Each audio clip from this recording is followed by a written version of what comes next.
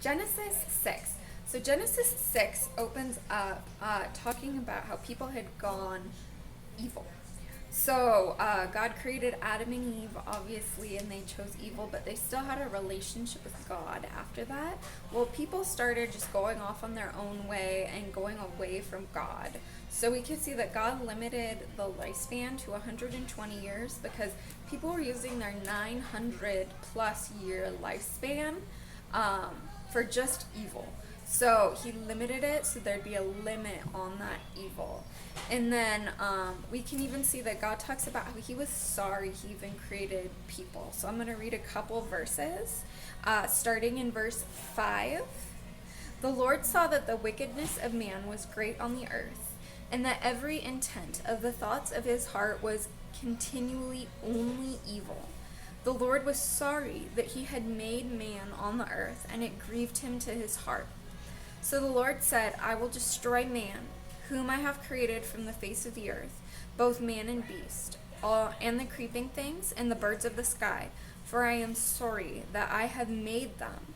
But Noah found grace in the eyes of the Lord. So we can see right here that God, when he created Adam and Eve, he knew what was going to happen. He knew that sin would enter. But it wasn't his original plan. God didn't want sin to happen. But God saw through time that if these people continued to live and continued to have their descendants live, it would just perpetuate evil. So what God was doing was actually getting rid of evil so that grace could continue to move on. So God extended grace to Noah in his eyes. So that's kind of where that went. And then starting with the flood, God saw Noah, that he and his family were the line that Jesus would come through. So he was saving them as a remnant. That's something that happens throughout Scripture. Especially the Old Testament is when the children of Israel, which are the Jews, would come to a place where they were going in an evil direction. God would save a remnant of them through who Jesus would come.